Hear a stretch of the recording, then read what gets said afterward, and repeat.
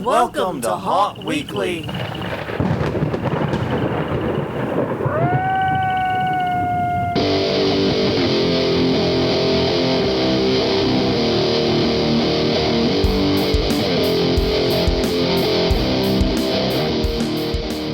Hello, everyone. I'm Jonathan. I'm Crystal. And this is Haunt Weekly, a weekly podcast for the haunted attraction and haunted entertainment community.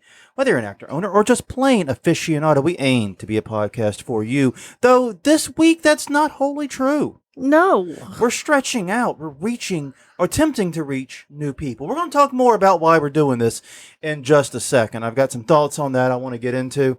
But definitely, we're trying to reach first-time haunt goers this go around.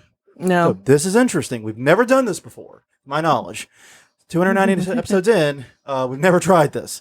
But please, if this episode is not for you, take a look. There's 289 others. You can find more at hauntweekly.com, Haunt Weekly on Twitter, Haunt Weekly on Facebook, youtube.com/Haunt Weekly is our YouTube channel. Everything we have ever done under the name Haunt Weekly is there. Lord help YouTube for having to host that. You can find it all there. And as always, you can find us at iTunes, Google Play, Stitcher, wherever you get your podcasts from. And join us Sunday. Don't say Friday. No, maybe I just wanted to be on Friday really bad. No, Maybe. Join us on Sunday, 8 p.m. Central, 9 p.m. Eastern, Facebook.com/Haunt Weekly as we do these live. We would love to have you come hang out with us and participate. Be a part of the chat. Get your licks in. No. Come join.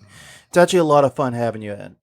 All right. So, first things first, some housekeeping notes. Briefly want to mention, because we told the tale of the Lego haunted house, which if you're in the live chat, you can somewhat see it behind Crystal. Yeah. It's somewhat visible, but that's kind of where it's temporarily living until we clean out the space it's going to permanently live in my office. Mm-hmm. But we finished that one, and we moved on to a Lego pirate ship one. And this one's actually interesting. Well, that one was very interesting. Yes. But this one's a different one because it's one kit that we have 3 copies of. Right. And each copy, we're making something different with it. There's 3 sets of instructions for the same bricks. Exactly. And I'm doing it on easy mode where it follows the bag number. Yeah, which, and Ellie and Jonathan are doing it on... Oh my Jesus, why did I agree to do this mode? Exactly. I thought Lego was fun. It stopped being fun. Yeah. About 10 minutes into where the fuck is that tiny ass brown piece? Exactly. Oh my God. So yeah, we're doing it on hard mode as I try to build the pirate bar, of course. Mm-hmm. And Ellie is attempting to build like the pirate hideaway type thing. Yeah, It's like a scully hideaway thing. It looks really badass. Yeah. I think hers looks the most badass. Yours is probably the biggest and most visually impressive. And mine's a bar. Yeah. So of course mine's the bar. Mm-hmm. Anyone who knows me knows I stick to my natural habitat. And the other thing, at Haunt Weekly merch, hauntweeklystore.com, we still have our Pride merch up. Portion of proceeds goes to Haunters Against Hate, which is having their first event at the end of July. Check out hauntersagainst-hate.com for more details on that. But at hauntweeklystore.com, you can find various Pride shirts. I am particularly fond of the Flaming Pride Pumpkin. Yeah. Which is exactly how you have to describe it, by the way. Yes. I think that's the exact order of modifiers for that. Yeah. It is a kick-ass shirt, and I am really, really happy to have that on the store. Definitely check that out. And the other great stuff we've added there, too. Like I said, all the Pride stuff, portion of proceeds. We don't know what yet, because I don't want to write a check my ass can't cash. Yeah. But we will be making a donation on behalf of Haunters Against Hate using probably all that money. And then some more. Because last time we said that, we gave like 300%. It was nuts. So... Thank you all. All right. First thing is first, it's the question of the week. Yes. And this one is one I think everyone in the chat and I think everyone playing along at home will have something interesting to say. And I want to hear your stories here. This one might be a long form answer more than some of the others. Mm-hmm. But what was your first haunted house experience or visit? What was your first? Tell me about your first time. And was it love at first sight? Did you immediately fall in love with the industry and couldn't get enough? Or was it like mine and perhaps a bit underwhelming and very confusing? So, yeah, tell us a little bit more about your first haunted attraction experiences. I'll be eager to hear these. Mm-hmm. So, what was your first haunted house experience, Crystal? So, my first memory of a haunted house is going to the neighborhood, through the neighborhood trick or treating and seeing a really cool looking house. Yeah. Like kids were running out of it screaming. There were people. It was spooky, and but you had to go inside, Mm-hmm. and mom wouldn't let me. So I think that that's what hooked me, was that I didn't get to see the really cool thing that everybody was going to. So, Crystal's mom, if you happen to be listening through any kind of proxy, this is your fault. I just want you to know that. Unequivocally, undeniably, your fault. All of this, motioning around the room in the haunted house we're sitting in, is your fault. Yeah, so then there were like fall festivals and stuff as a kid, but my first haunted house as an adult was actually with you, Yeah. going to the JC haunt. No, it was the and Boy South- Scout. It was the Boy Scout yeah, haunt. Boy Scout haunt, yeah. in I South remember Carolina. that because I kept making jokes of, I never joined the Boy Scouts, but I'm always ready because I make stupid jokes. Yeah, we know that.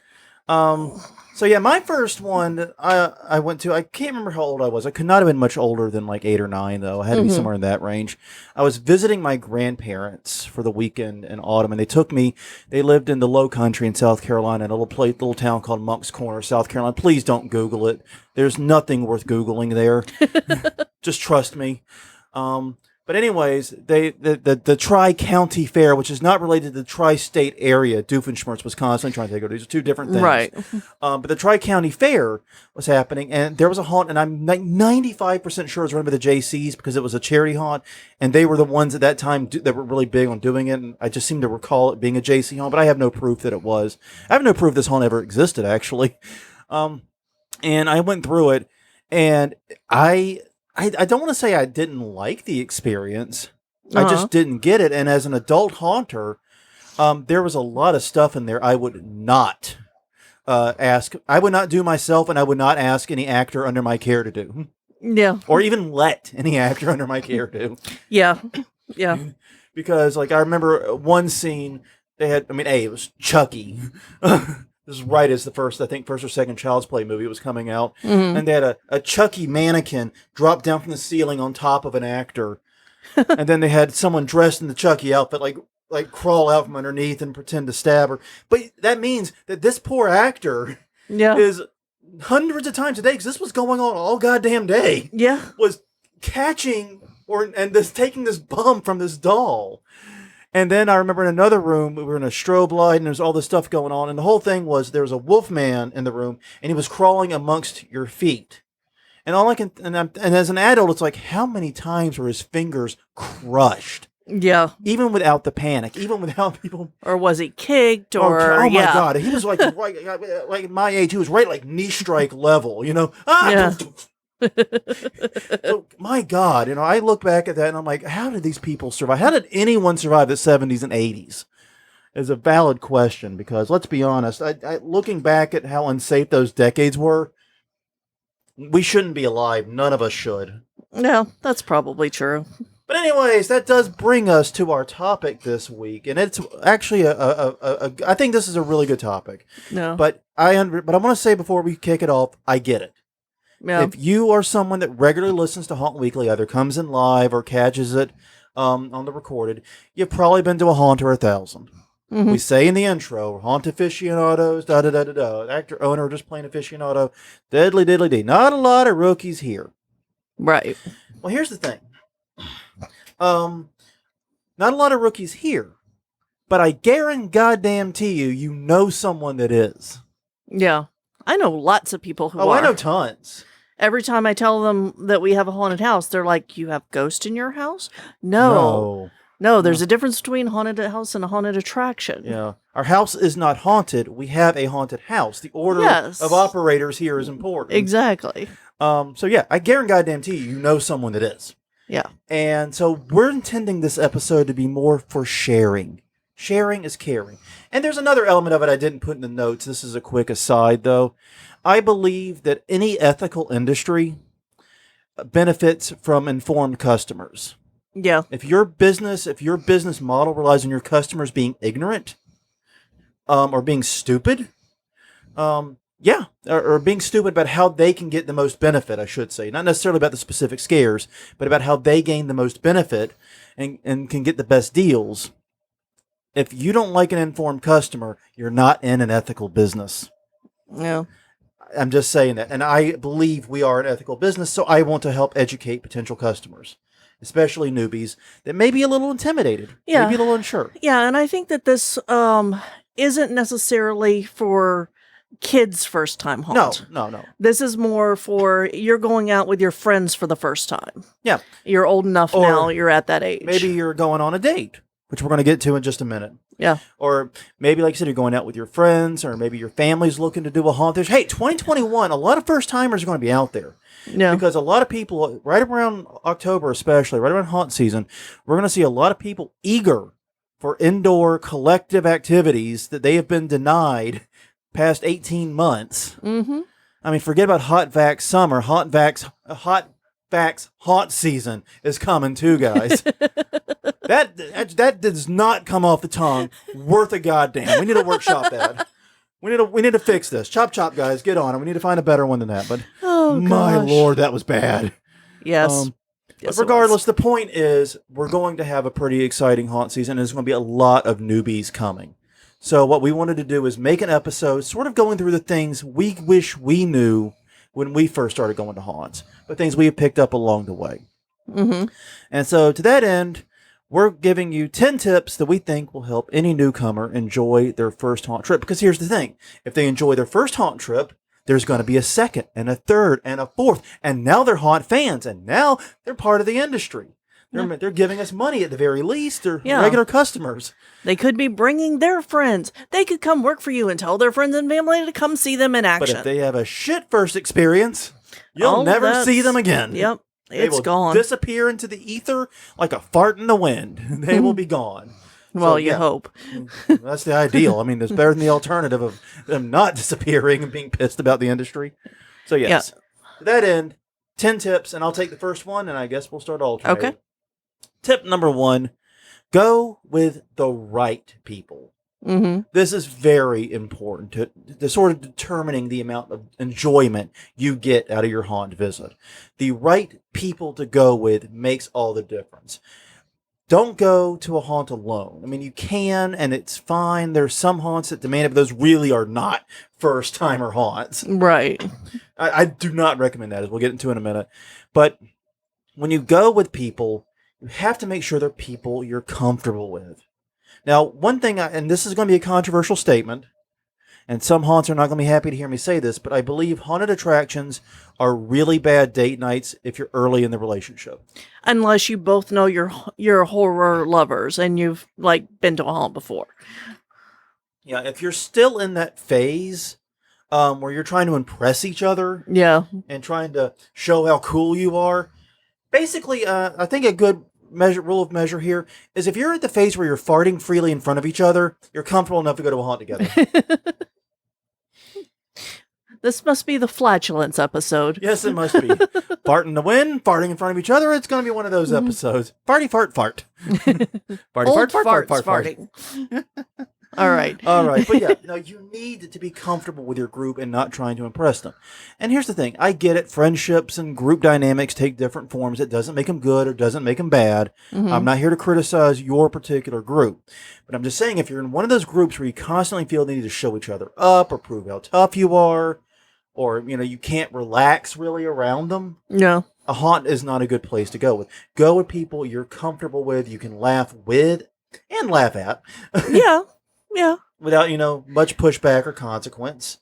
And so, yeah, basically you want a group of people that you are relaxed with and they're not worrying about what they're going to lord over you after you leave. Right, exactly. And I think, if you're a first-time goer, make this an event. Make it a lead-up to thing where you watch scary movies with the people that you want to go to, and you get a little bit of that fear ahead of time, so you know exactly, well, at least a little bit of how people react, Yeah, I mean, and that's just it. If you're a group that can watch scary movies around each other and, not... be endlessly cruel to the one that jumps. Yeah. Like the jump scare. then yeah, that's probably a good group of people to go with. Family's fine usually, Yeah. assuming you're a healthy family. Um, anyone you've reached that level of comfort within a relationship is fine. The right groups of friends can be great, but yeah, go with people you're comfortable with. You can relax around. You want the tension to be from the haunt, not the people you're with. Is what it comes down to. Right. And you don't want to be in a situation where you're afraid if you react too strongly that you're never going to hear the end of it. Exactly. So yeah, just put those fears to rest and have the more realistic fears of getting scared in the haunt on your mind. Yeah. Next That'll up. be fun. All right, next up is go earlier in the season if possible. Avoid God, opening yes. night. Yeah, never opening night if you can No. avoid it. I admit it, sometimes it's unavoidable. Yes. Because there are a couple haunts we hit up their opening night just because they get crazy fast and we have a really busy schedule. But we're going to lots of haunts. We're not a first-time goer. Yeah.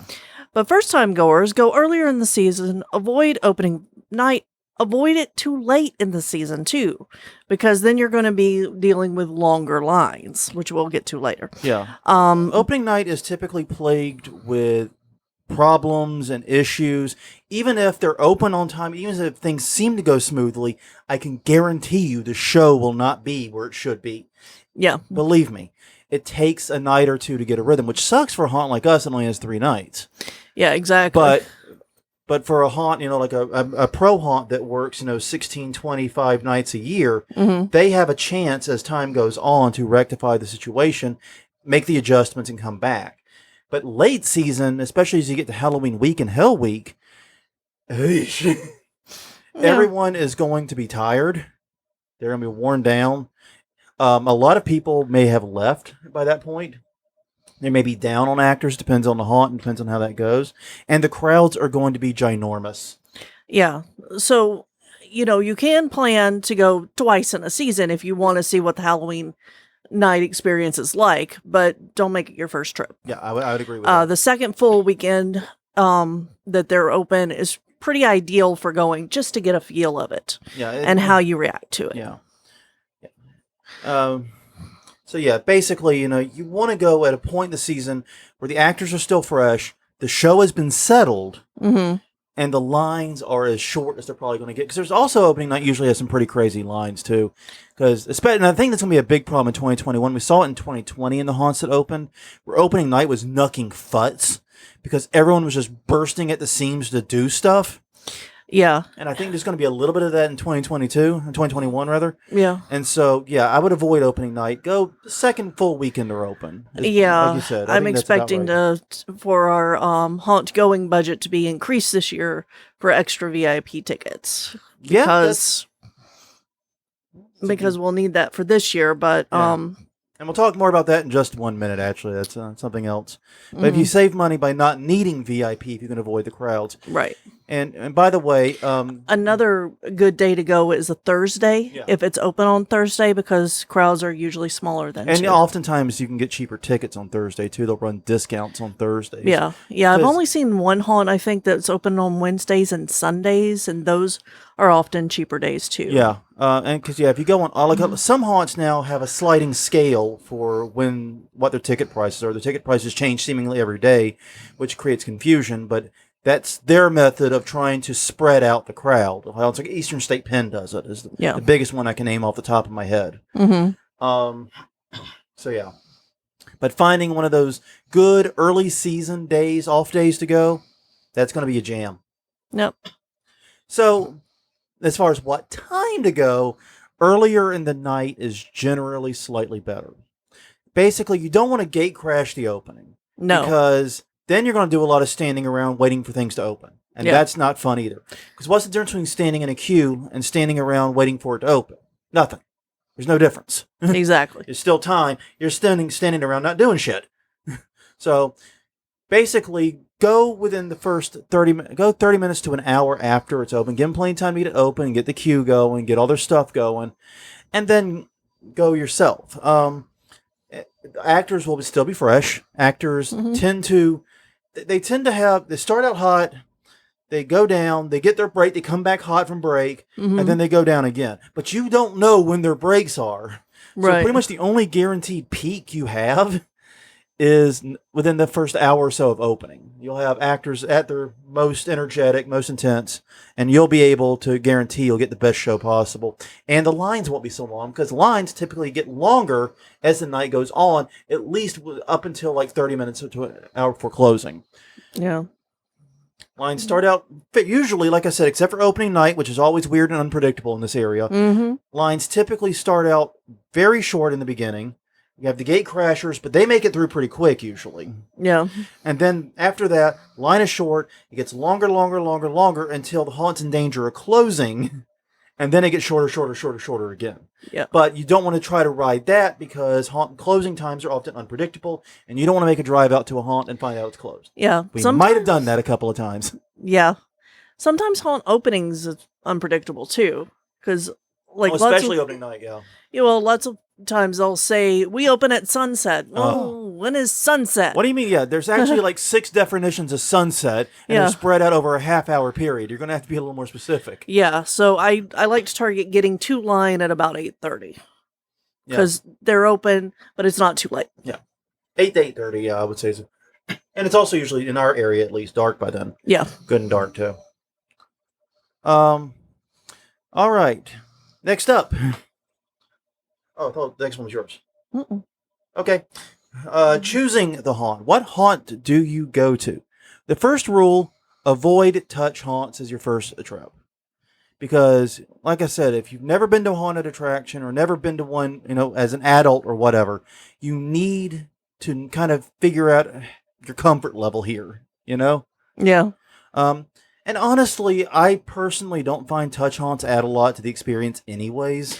No, we've only been to a few, but it was not an impressive experience. No, I've not been impressed by the ones we've been to in terms of like being so much better Well, than the non-touch. yeah, and right now, I don't want strangers touching me. Yeah, that's a good point. They got disease. Sorry. So most likely what you're going to want is a smaller, out-of-the-way haunt. This is a great time to look for local charity haunted attractions. Mm-hmm. Because even if you hate it, even if it totally sucks as an experience, you never go again, you can at least feel good about spending the money. Right. Exactly. Something good came of that visit, even if you decided haunted attractions are not for you. Yeah, and it's a good way to, compare it to when you get to the bigger things. Yeah. But yeah, these haunts are cheaper. They usually run shorter lines. Mm-hmm. They're faster to go through, so you're risking less of your evening and less of your wallet. Right. And like I said, the money is going to a good cause. Yeah. So you can at least feel good about that. Yeah, try to find a charity haunt in your area that is running. Right now, we do not have a recurring charity haunt in the New Orleans area that I'm aware of. No, we don't. We had Chinchubas for the longest of times, but that hasn't been much of a thing since Katrina. Yeah. So, yeah, we don't really have that luxury. You could go to Lafitte's Firehouse in Lafitte. That's technically a charity haunt. But you know what I mean? It's rough in this area right now. That's what I'm saying. That's a hell of a drive, too. Yeah, it is.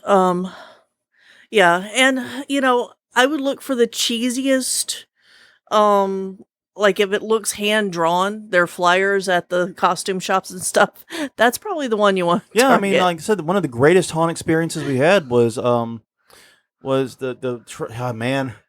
I just totally dropped the name. I know, and because you dropped it, it left my head. Oh my God. The Waterloo Sportsman Club in Southern Illinois found a hand-drawn flyer at a costume shop. Yep. We all just kind of shrugged our shoulders and said, let's go. What the hell? It's kind of in the area of where we were going for something else, It's only like 30 minutes off the beaten path. Yeah. We'll give it a try. And sure enough, we did, and it was an amazing experience I cannot recommend highly enough and will never stop singing the praises of. It really, really was that good. So yeah, but once again, that's a charity haunt. All the funds for that went to the Sportsman Club, which don't know if that's a for-profit organization or not, but it's supporting a local organization, So very interesting stuff. Yeah, but basically don't just jump in and try to go to the biggest and baddest and quote unquote scariest haunt in the area on your first run. It's going to be intimidating. and you're either going to be overwhelmed or let down. Yeah. And Exactly. I've observed that happen. People who, like, we were in line back when back before Hurricane Katrina, when it was the House of Shock still. We were next to two girls who, this was their first haunt visit ever. Yeah. They were going to the House of Shock, and they were so on edge. I mean, I don't think they made it in the gates. I thought they made it through. I don't know. It doesn't Maybe matter. I'm thinking But, I mean, about they two were different girls that were scared. Maybe, but they were like they had both done an 8-ball of cocaine apiece on edge, trying to. They were like jittery and oh man, it was bad. And Crystal and I are just like in awe and looking around at the scenery and enjoying all the stuff. And they're like, "Hey, are we gonna be okay? We're gonna be okay." Yeah. I'm like, Jesus, Murphy.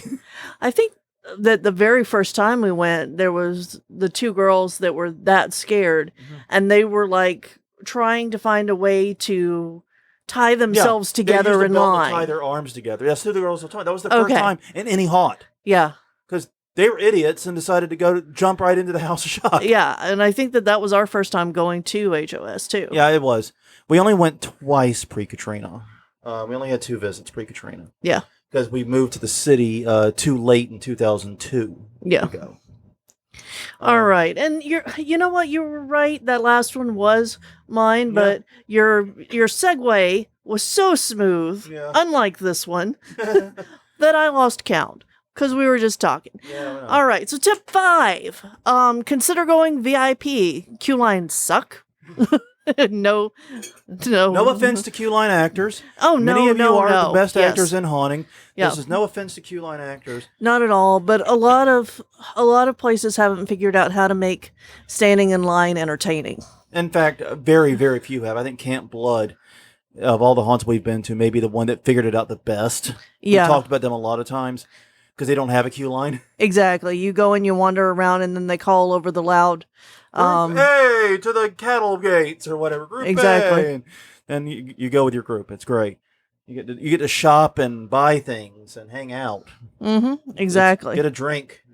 Meet the people behind the magic. Yeah. But there's nothing good about waiting 90 minutes for a 10-minute walkthrough. Yeah, there really isn't. I mean, the only time I've ever been jealous of a queue line was at Basement of the Dead. Yeah.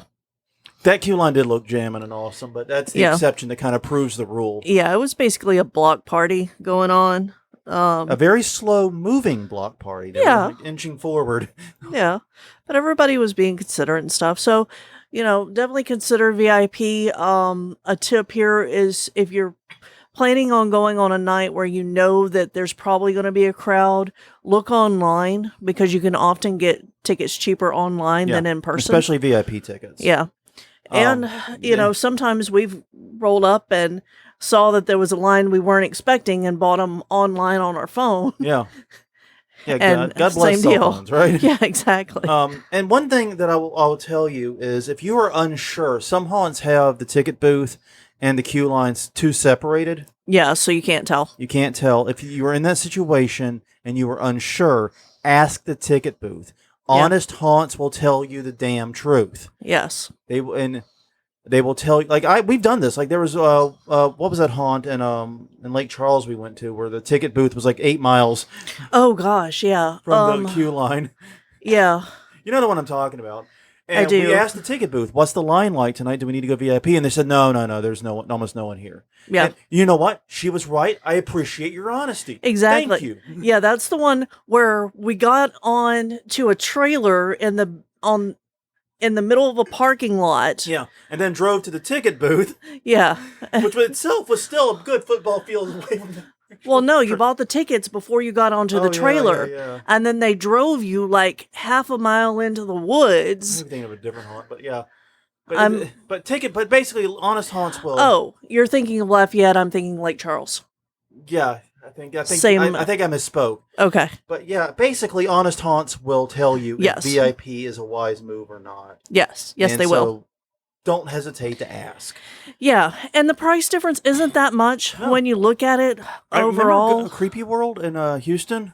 Yeah. The lines there were ungodly. Yeah. And it was like $5 more per attraction, 3 attractions for VIP. We bought VIP, and we were first in at every single one. Yeah, there was nobody. Nobody went VIP. I don't Nobody. get it. I don't either. I Not don't even know unless why the hell they are. They didn't even know where to find the VIP badges. I That so few know. people had ordered them. Yeah, but I mean that cut our wait time by 90% or And it let us more. go see 2 more haunts that night. Exactly. Otherwise, that would have been the dead end of the night. We might not even gone through all their attractions. Exactly. So yeah, it's definitely worth it because Your time it's has value, people. Exactly. I am not ashamed to buy VIP, especially when I'm trying to do haunt runs. Now, for first-time haunt goers, it may not always be as big of a deal, especially if you're just planning this one thing this evening. Yeah. But wouldn't you rather go to the haunt and then go get dinner afterwards with your friends or whatnot? Or go do something else too? Make it a part of a full and balanced evening? Yeah, exactly. Yeah, VIP can be very much worth it. And it honestly, it doesn't take as much of a line as sometimes they think. I remember when we went to Netherworld, they looked at us weird for buying VIP. Now, we knew we had to get VIP because we had 3 other haunts that night we were going to. Yeah, exactly. And I think that is our record, right? Is Yeah. 4 haunts in a night. 4 haunts in a night. One of them being Netherworld with 2 attractions and the fair. We did the fair too. So, you know, we crammed a lot in 6 hours there. I'm not going to even pretend that wasn't a crazy night, and I would not attempt that, especially without a net and a professional guidance. Yeah. But the main thing was when we went to the ticket booth, so we need 2 VIPs. Oh, the line's not that long. Don't worry about it. No, we actually really do need it. We got 3 more attractions. Okay, and then he told to us, and yet we did need it. Yeah. The line wasn't crazy long by Netherworld standards, Right. but it was still a 20-minute, 30-minute wait to get in. Exactly. And, you know, that is one of the things that I think if we were going to do the Atlanta trip again or in the future when we go to see their new location, Yeah, I would want to spend just a day at Netherworld I agree with that. and then do all the other things around Well, it maybe the next The day. day at Netherworld with one other haunt close by. Yeah, but start at the other haunt. Yeah. I think realistically we could do 2, but trying to get 4 in that day, especially while trying to do everything at Netherworld, was nuts. Yeah. And yeah, I had a great time. We Oh, got yeah. some amazing photos and memories, but yeah, I definitely would not attempt that again. I agree. Mm-hmm. Number 6. Ignore those top lists you see everywhere on the internets.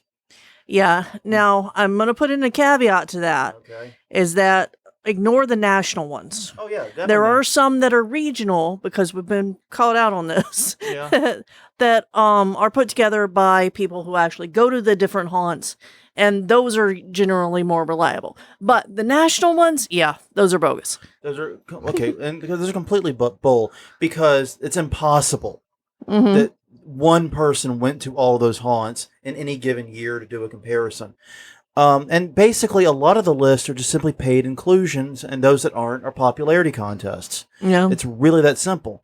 And even on the regional haunt scene, one of the challenges we still face is there are a lot of haunt review teams, not naming names, Right. not calling anyone out, that are unethical and either are pay to play on the reviews, or they're demanding a free tickets for the reviews, or somehow they're on a give and take system here. And the thing is, haunters, Yeah. we have a pretty good idea who's who. Exactly. So that's why I don't have to call anyone out, because everyone listening to this is going, like, so got a Exactly. name just hanging right from their lips right now. But you, as a first-time haunt goer, don't really have a way to tell. But if you're listening to this because a haunter friend sent this to you, then you know a haunter. And you've got something better than a haunt review team. Yeah. You've got someone who knows you, knows what you want, and can give you personalized recommendations. Like, for example, when we did the Chicago trip, Yeah. Japes, literally through the Lost Souls bus tour, which I cannot recommend highly enough, basically he determined what haunts we're going to. Yeah. You know, we knew Japes, Japes knew us, and he even told us which weekend to go. Yeah. Because it's like, those are the haunts that you're going to get the most out of. Exactly. Those are the haunts you're going to enjoy the most. And sure enough, Mm-hmm. he was 100% right. That trip kicked ass, and that's the great thing. When you have a haunter or haunters that know their stuff in that area and that know you personally and can combine those 2 pieces of information, that is when you're going to get your best recommendations. Yeah, exactly. Yeah. All right, next Number up. 7. Yes, before you go, don't get blasted. Don't get altered. No drinking, no drugs. No. You're going to have a better experience if you go sober. Um, and I know that that's a controversial statement, but it's a safety concern. Because if you get scared and try to run and you don't have the greatest balance, that could be a problem. Yeah. You know, I love a good drink as much as the next person, and this is Mm-hmm. not my anti-alcohol rant by No. any stretch of the imagination. Or my anti-drug rant. No. No. Do what you do, man. Have fun, enjoy your life. Yeah.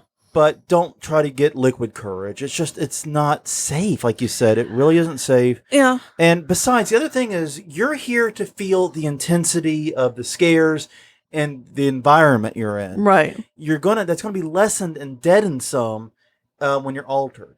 Well, and the other thing is that haunt owners and line actors can point out when someone is altered and it's unsafe to go into the haunt. So you might get there feeling great, but you're not going to be able to go in.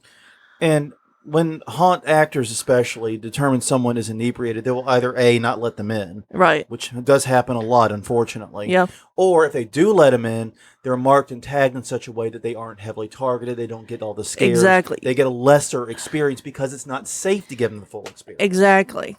So don't do it. Wait Yeah. until afterwards.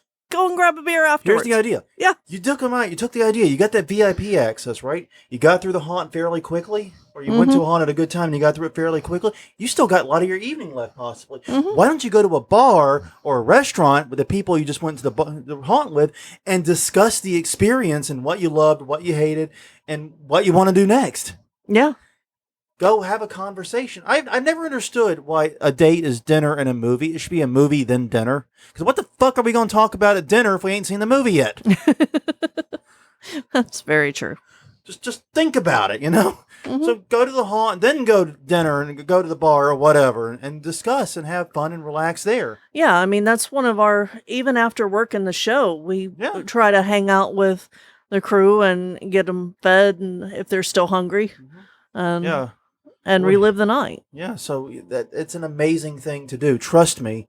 Yeah, just plan on doing all that after the haunt is what I'm saying, I guess. Number 8, walk, don't run. Okay, this is the first rule of haunting, and it's also the least followed, but hear me out Yes. on this one. When you run through a haunt, you give yourself less time to enjoy it. There are so many people that go through our haunt, and like, dude, that was only like 10 seconds. I know. You ran right the fuck through it. You couldn't get any scares. No one could scare you. No one could do anything. No one could, even see you half the time. You're just a blur going through the damn back hallway, Of course you got nothing, Of course nothing happened. You literally sprinted like Usain Bolt through the goddamn haunt. Yeah. You're lessening your experience. You're giving yourself much less time to go through the haunt. Actors can't scare you. You don't get to look at the scenery or feel like you're in the place. Yeah. And if, and it is a reaction, we get it. Fight or flight is a reaction. And if your thing is to flight, maybe just try to take a breath. Yeah. Take a deep breath and just try to slow it down. It's one thing to get startled and dash a little bit. Yeah. But when you find that happening, like you said, just take that breath, go, wait a minute. Yeah. And try to get yourself in a modest walking pace. Just get into this rhythm where that is the pace you're walking. It's not a crawl. You're not, hanging on and trying to like bouncing off the walls and taking forever to go through the haunt. You don't want that either because then people get pissed at you. And that's not fun.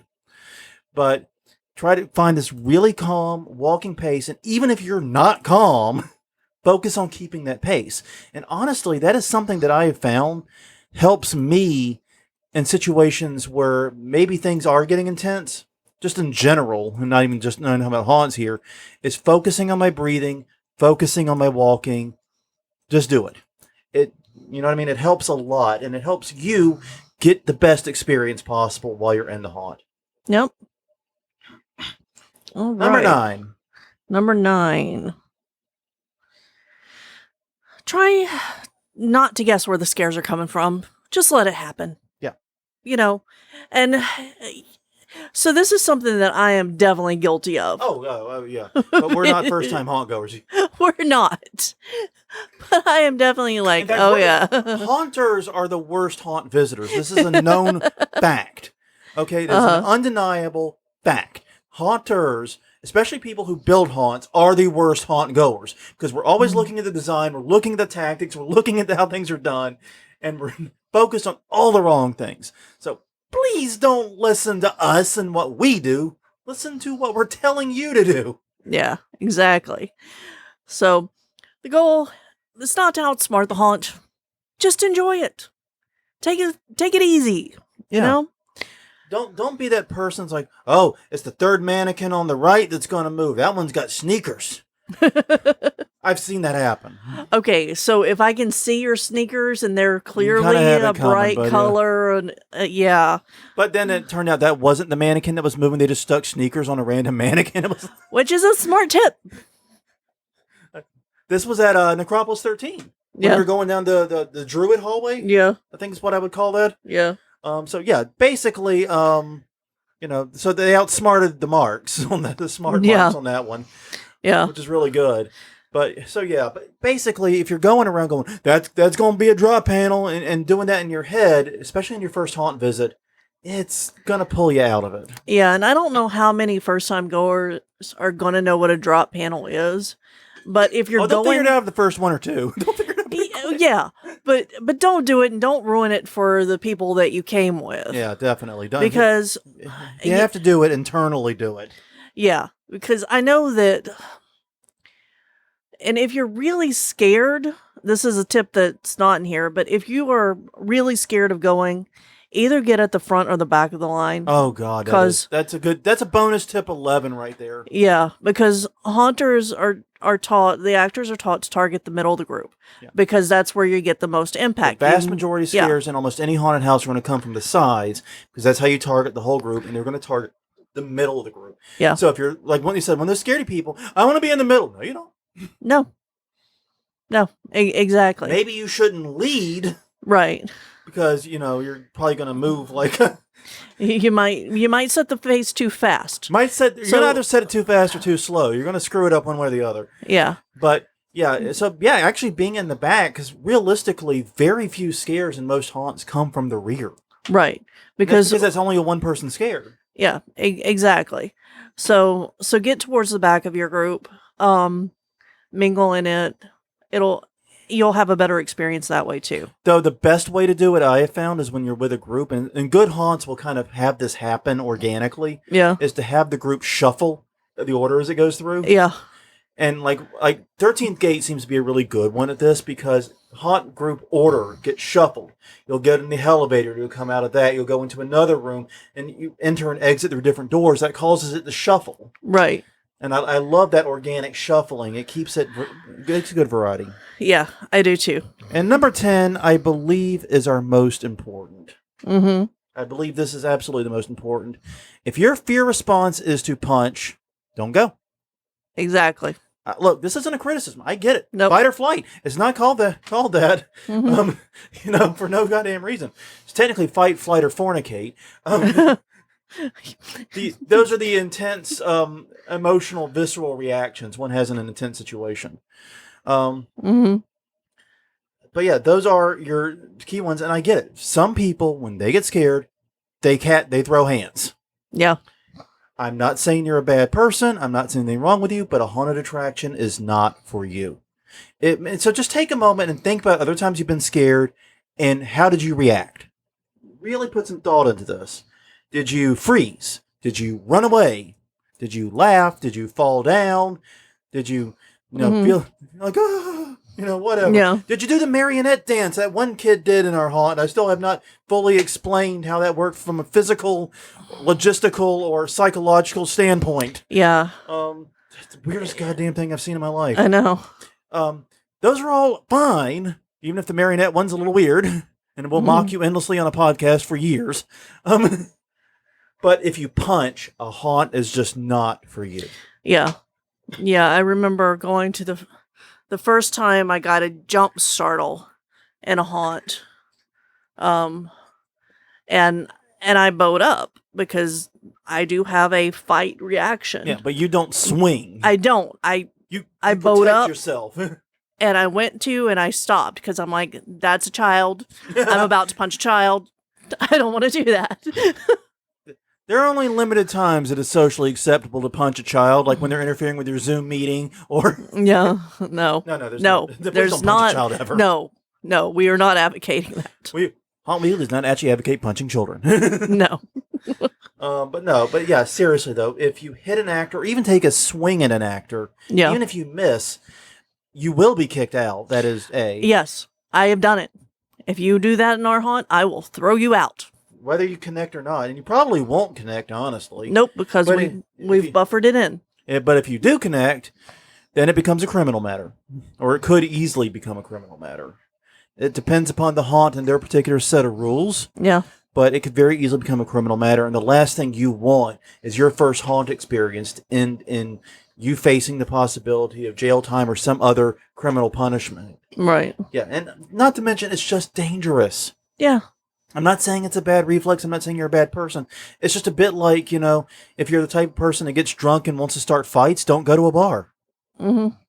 It's not that you're bad. You're a bad person if you know this about yourself and put yourself in those situations anyway. That's when you're a bad person. You can't control your reflexes. Right. You can't control the subliminal and subconscious stuff.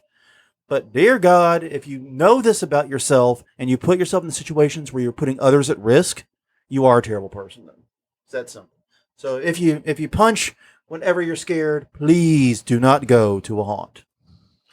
And that's the 10 tips. Well, with bonus 11, I think that one is really good. I'm surprised I didn't think of that one myself. Be in the middle of the group is the bonus 11. Yeah. I'm calling it.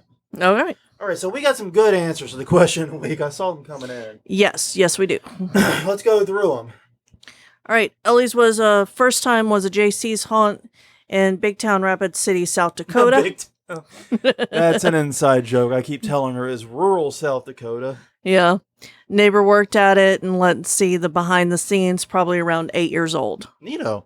Yeah, I did not know that. I did not realize you were behind the scenes at 8. You were behind the scenes of a haunt before either of us were. Yeah, exactly. By quite a wide margin. Yeah.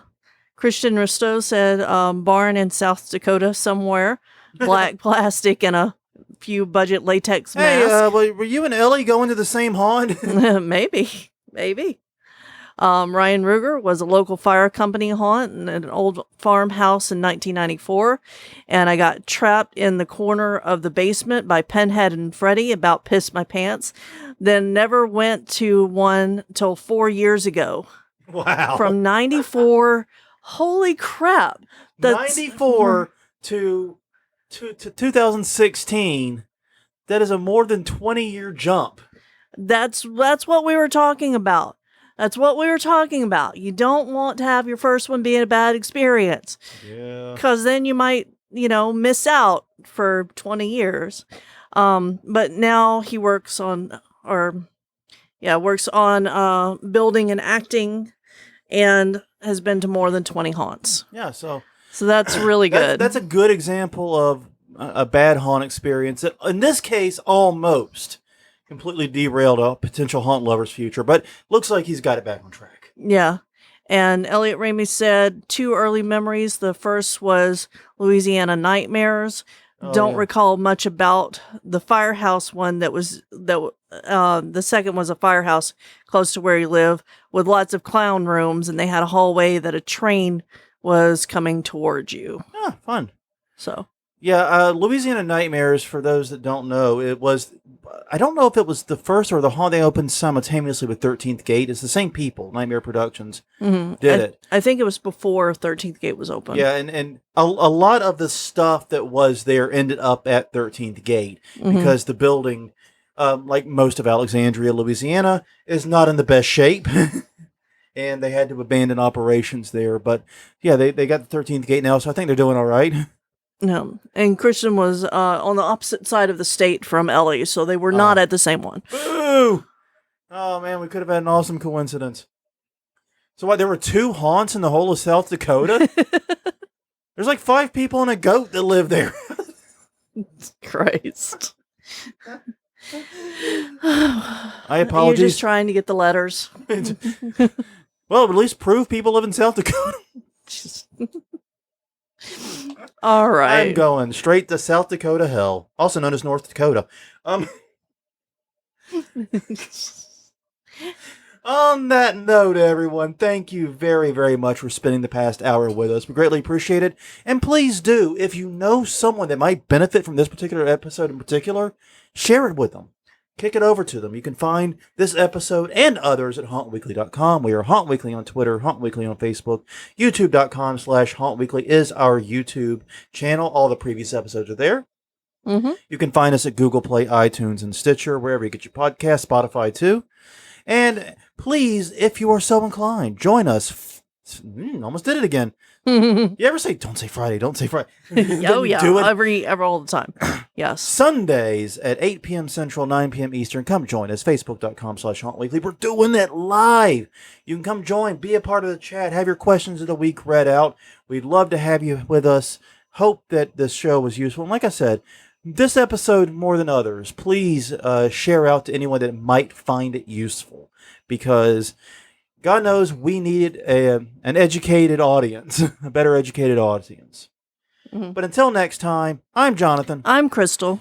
And we will see you guys next week with, I don't have any clue what. We have not talked at all about next week's episode, but we will see you all then.